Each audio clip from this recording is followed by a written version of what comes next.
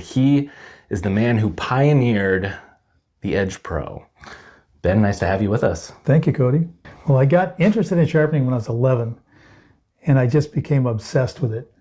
Before I knew it, I had a knife sharpening route, but because I was working on a bench stone, it was way too slow. Till I realized that if I wanted to keep doing it, I had to devise a device to go faster.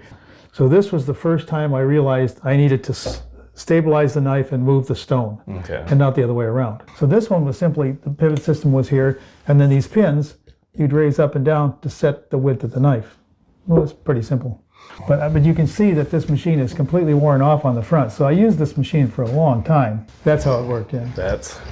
It isn't until we came out, it is extremely difficult to make this work. So this is actually starting to resemble the Finish Pro.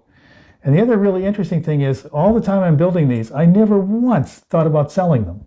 Every time we start to invent something, we build it the most complicated way possible, and then we make it simpler and simpler and simpler. And that's true with almost all inventions.